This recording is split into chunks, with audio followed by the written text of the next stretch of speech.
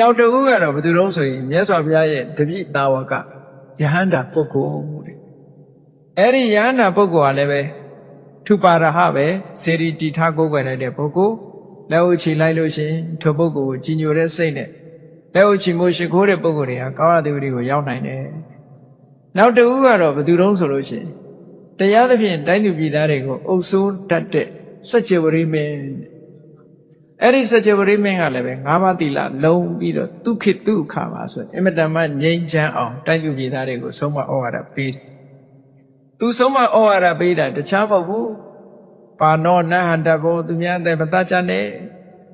အဒိဏနတ္တဗံသူများမပေးတဲ့ပစ္စည်းတွေမယူကြနဲ့နော်ကာမေတုမိစ္ဆာနာစရိတ္တဗ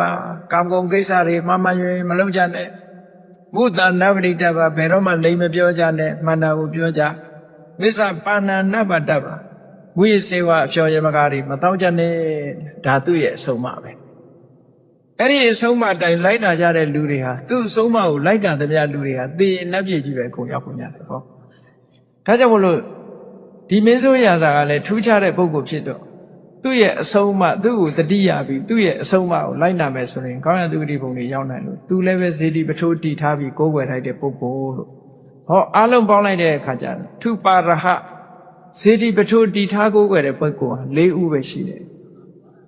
ဖရာရဲ့ပိစိကဗုဒ္ဓရဲ့ယဟန္တာရဲ့စัจ java ရိမင်းရဲ့လို့ဒီလိုမှတ်အောင်နော်